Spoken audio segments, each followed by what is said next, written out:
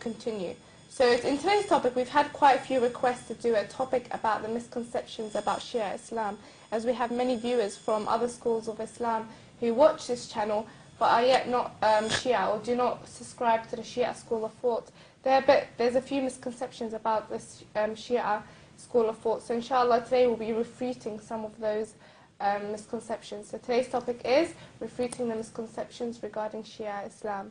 Now I'm your host Zahra Al-Alawi, and today with me is Sister Nazia Hussein, Assalamu alaikum. Wa alaikum assalam. And Sister Salma Jafar, Assalamu alaikum. Alaikum assalam. And before we begin the topic, I mean, for the viewers that have just tuned in, or perhaps you've missed our previous shows, the format of Women's View has now changed. The show, inshallah, is 2 hours. We have 2 guests. We have a special guest from a special guest on the phone, which is today is Sadiqa Najafi, so she's on the phone, inshallah. And also we have Fatima Jambi's diary journal all the way in Karbala, so she's filming for us in Karbala, exclusively for Women's View. So let's start our topic straight away. Today's topic is quite an interesting one, because anyone that went to university in this country or has had relationships or dialogues with people from other schools of thought, they see that these misconceptions about the Shia faith is present, and people actually believe in these misconceptions. And this is a perfect time to discuss it, because Imam al-Hussein, he fought against corruption, fought against these ideologies. So let's start to refute these misconceptions. First of all, what misconceptions are there about the Shia school of thought? The ones that you usually come across when you come across somebody who is not a follower of ahlulbayt. The first thing they come across is the concept of azadari. Why do we mourn the tragedy of Karbala? Why do we cry? Why do we organize majalis? They think that you should not cry for a dead person, because once you leave this world, then you have no connection with people living in this world, which obviously is not true, because we believe that you enter another world, you go to barzakh, and then the spirits are in connection with this world as well. So, as the Quran says, that do not consider ones who have given their lives in the way of Allah as dead. They are alive, but you do not know. So in our belief system, we consider a shaheed, a martyr, as somebody who is alive. So the reason we cry is because there was something practiced by the Prophet himself when Hazrat Jibreel alayhi salam came to him and informed him that your grandson Hussein will be brutally massacred on the land of Karbala in the near future by the people of your own ummah. So at that point, he shed tears. So in a way, we are doing what the Prophet did 1400 years ago. So those who consider crying as bid'at or something as an innovation in Islam must research and read books on history, which clearly indicates that the Prophet of Islam was the first person who cried over Hussein alayhi salam. Then you come across other misconceptions, such as the Shias, the followers of ahlulbayt alayhi salam, they literally worship graves. Now, visiting the shrines of ahlulbayt, the imams and the prophets, is something which has been highly recommended by the Prophet. It's something which is quite significant in the sense that when you reach such a holy place, whatever you ask for from Allah subhanahu wa ta'ala, your wish is granted. So we do not worship the dead. We go there to visit them, to pay ziyarat. Then another one is that we disrespect the caliphs, the first, second and third. That's not true.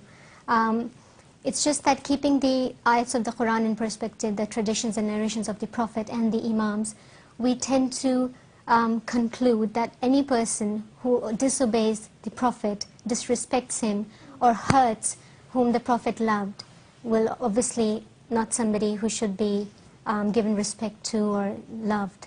So it's just that whatever we do has something to do with history, something which has already been practiced by either the family of the Prophet or the Prophet himself. Definitely true. Do you have any other misconceptions that people usually Yes, there's quite a few other misconceptions about Shiaism, and that is we sort of pray on the stone. Now the misconception is people say that we pray to it, and we do not pray to it. We pray on it, and the basics that we can come across in relation to that is on the 10th day of Karbala, the tragedy of Karbala, the day of Ashura, before Imam Hussein and his companions were martyred, they wanted to pray. And so where did they pray? They prayed on the Holy Land. You know, they did sajda to the Holy Land on the sand. We're praying on the stone that is coming exactly from the Holy Land of Karbala, the stone which has been put together, you know, in a half a decent shape for us to sort of, you know, do our sajda, pray 5 times a day, do our sajda, and remember the tragedy of Karbala. So we're actually praying on exactly what they prayed on. They prayed on the actual land. We're praying on something that's coming from the same land. But like I said, put into a shape so we can have something to sort of remember. People, you know, they just say that we pray to it. We're not praying to it. We're praying on it. And, you know, it's representing the whole tragedy of Karbala. And the other misconceptions that we come across is the fact that we Shias have a different Quran. You know, and I mean, we can challenge everyone that, you know, if they want, we can provide them with a copy of a Quran that we have. Or we can even say to them, you know, why don't you come to our house and look at the Quran that we have. It's exactly the same Quran. It's not, because the thing with the Quran is Arabic is the kind of a language where if you removed one word or replaced a word with something else, or even removed without replacing with another word, the whole meaning of that verse, the whole meaning of that sentence changes. It's not like English, like, you know, you can rephrase a sentence into, you know, the same, the meaning of that sentence is exactly the same, but you've rephrased it into a different style. It's nothing like that. Arabic is very, very, very, what would you say, a very, you know, it's a difficult language. You can't replace, and a word would have so many different meanings. But it all depends on the context of the actual, you know, the actual, ayat. exactly, the ayat. So, you know, people say that we have different Qurans, but, you know, we need to sort of challenge this. We need to, you know, prove them that, no, we do not have a different Quran. We have the same Quran that they have. The old misconceptions about Shiaism. Definitely, yeah. I mean, all round there's misconceptions brought forward against Shiaism. For example, when you look within history, there's misconceptions about the Shia belief in history. There's misconceptions about the jurisprudence. There's misconceptions about theology. There's misconceptions around every area, really. Many people still do not understand what the Shia school of thought is really about. So, inshallah, in today's show, we'll try to refute some of these and tackle them. But first of all, before we, you know, try to make people understand what the Shia school of thought is, because to be honest, we had about 3 emails come through to Women's View in the past day. So in yesterday's show, yesterday morning, about 3 emails came through from 3 sisters that belong to the Sunni school of thought, and they said, you know, we're just discovering what Shia Islam is really about. So I think it was very important to put this topic through, because since we've started this channel, we've had a lot of people interested to discover what the Shia Islam is about. But before we try to refute these misconceptions, first of all, how do these misconceptions come about? I mean, how does these misconceptions come about, and what leads to these misconceptions? Soon after the demise of the Prophet of Islam, peace be upon him and his progeny, obviously the Ummah went through a lot, because they had lost somebody who was their guide, and somebody whose responsibility was to guide them and correct their mistakes. But because back in those days, communication was not as good as it is today. These days we've got access to books. We can easily communicate with the ulamas and the marajas in Taqlid and get guidance. But back in those days it was not that easy, especially for people living outside the Arab. Just quickly, we have our first caller on the line, so inshallah we'll take that call. Inshallah we'll go back to the discussion. We have our first caller. Assalamu alaikum. Assalamu alaikum, sister. Wa alaikum assalam, sister. Welcome to the show. Thank you very much. I have a question for you. Okay, go ahead. My question is, how many people, many people from other schools of thought say that Khalfoum's daughter of Ali is married to Omar. I'm just wondering, how would you answer that? Definitely. Thank you very much for calling. It's a very interesting question. Inshallah, we'll answer it in today's show. Thank you very much. It's a very interesting question, and to be honest, that's a question that always comes up about Kulthum.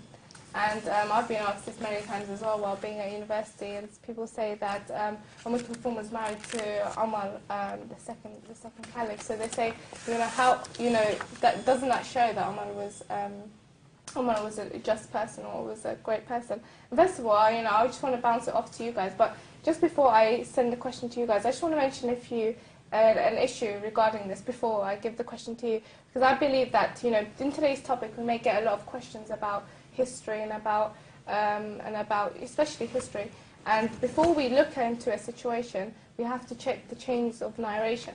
I mean, for the sister at home and for others that have queries regarding historical events, or in this term, the marriage of Kulthum, we need to go back to the hadiths and what the chain of narrations say about this. And I just want to, before we go to you, I just want to say in regards to Kulthum, if you look at the chain of narrations that narrate that she was married to Umar, we see that none of these chains of narrations are actually strong. For example, the chain of narration, let's say the first person that narrates the story, that narrates that Kulthum was married to Umar, was a man by the name of Ali Al-Laqmi. And Ali Al-Laqmi, he used to say, it was narrated that he used to say that, do not call me Ali, because I don't want anything to do with Ali ibn Abi Talib. He goes, call me Ulay. Now a man that says, do not call me Ali because of Ali ibn Abi Talib, I mean, would you take his narrations as being correct?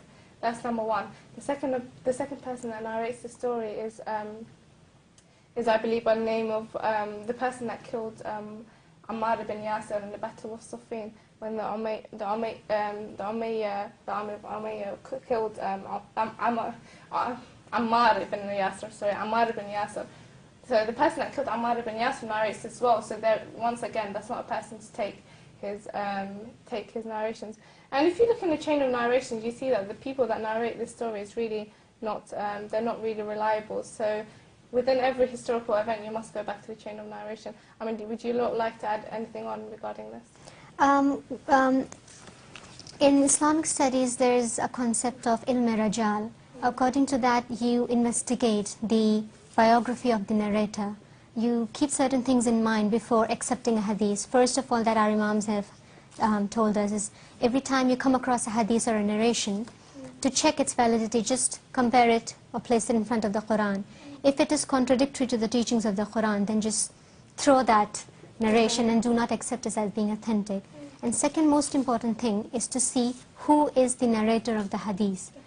Read up on his biography. Get to know who the person was. Was he a pious, righteous person who truly followed the Prophet of Islam? If he somebody who has been actually has been made reliable by the Prophet himself or his family members as a reliable source, then yes, you accept the hadith. Otherwise, you just throw it. That's definitely true. There's like she said, there's a volumes of book called Ilm al-Rijal. You should, when someone looks at a narration, you should always go back to the chain of narrators. And Ilm al-Rijal do have these chain of narrators. Will tell you whether these people are reliable or not. Would you like anything to add on that? Yes. Omar actually didn't marry Kulthum bin Ibn Ali. She married Kulthum bint Jalwal al-Ansariya. Yeah. And so what people are doing is they're confusing the two names, and they're putting into the wrong content, which is again a misconception. Definitely. I mean, that's definitely true. I mean, for the sister called in, I mean, many people have this query about Kulthum, who she was married to. But just before we move on to what the sister Nazia was saying regarding the misconceptions, I would just like to say on the last note that, like Sister Salma said, that Kulthum, Umar, the second caliph, was married to Kulthum, but she was Kulthum bin Jalwal al-Ansariya, and that's who he married. And the biggest proof for this is that it's narrated that Umar's wife, Kulthum, died in the 50th year after Hijrah. Now, if you go back to the Battle of Karbala, the Battle of Karbala took place in the 61st year after Hijrah. So if Kulthum was present, Kulthum bint Imam Ali was present in the Battle of Karbala, how could she be the same wife as Umar? It just doesn't make sense, because the narration tells that Kulthum, the wife of Umar, died in the 50th year after Hijrah. Another proof is that Kulthum bint Imam Ali actually married on the son of Ja'far ibn Abi